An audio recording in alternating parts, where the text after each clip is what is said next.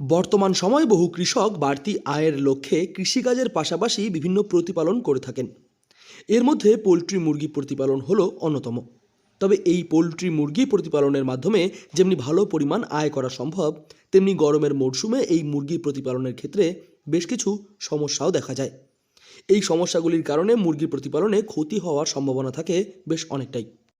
তো হয়ই, অনেক কিছু সমস্যা আসে। এখন ডাক্তার তার মধ্যে ডাক্তার আসে, তো ডাক্তারই ট্রিটমেন্টটা করে। মূলত কি সমস্যা হয় এখানে? স্ট্রোকটাই বেশি হয়। স্ট্রোক করে যায়? আচ্ছা, থাকতে থাকতেই কতগুলো অজ্ঞান হয়ে যায়। অজ্ঞান হয়ে যায়। হ্যাঁ।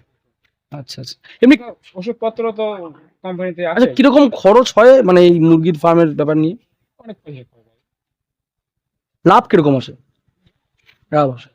আপনি কতদিন ধরে করছেন এই ফার্মের চাষ? 2 বছর।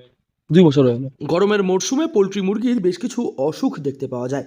তাই তো গরমের মরশুমে এই প্রতিপালনে এই অসুখগুলির প্রতিকার করা অবশ্যই জরুরি। না হলে অধিক পরিমাণ লাভ এই প্রতিপালন থেকে পাওয়া সম্ভব নয়। এই সময়ে গরমের ক্ষেত্রে মুরগির স্ট্রোক হওয়ার সম্ভাবনা থাকে। এছাড়াও মুরগির গরমের সর্দি লাগে অনেকটা সময়। আবার কিছু ক্ষেত্রে মুরগির ডিহাইড্রেশন হওয়ারও সম্ভাবনা দেখতে পাওয়া যায়। সেক্ষেত্রে প্রতিকার করা অবশ্যই জরুরি। 42 দিন হলো। আচ্ছা। Part time হয়ে গেছে। কিরকম দামে বিক্রি হয় এগুলো?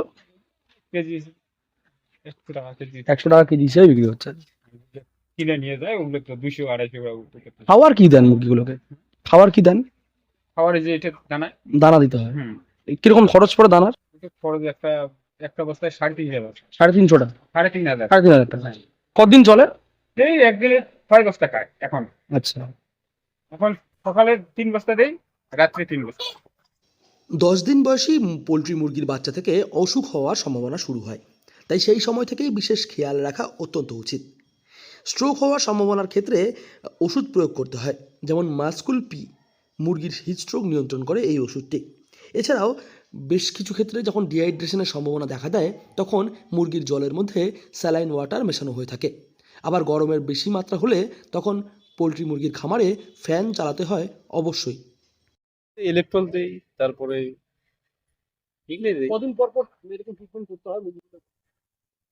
কয়েকদিন পর পর বলতে যে রোগ আসলেই তো দিতে লাগে। মানে এমনি চেকআপ তো প্রতিদিনই করতে হয়? হ্যাঁ, চেক আপ প্রতিদিন করতে লাগে। পিএসসি এ জলের, পিএসসি এর সব দেখতে লাগে। মানে জলের পিএইচ ব্যালেন্স রাখতে হ্যাঁ, হয়। মুরগিগুলো মানে ঠিক কোন সময় থেকে ফার্মে আসতে শুরু করে? মানে কতদিন বয়স থেকে? ম্যাক্সিমাম তো ছোট থেকেই দেখতে লাগে, কিন্তু রোগগুলা মোটামুটি 10 দিন পর থেকে আসতে শুরু করে। গরমের সময় পোলট্রি মুরগির প্রতিপালনের ওপর এই বিষয়গুলিতে নজর রাখলেই খুব সহজে পোলট্রি মুরগি প্রতিপালন থেকে বেশি মাত্রায় লাভ পাওয়া সম্ভব।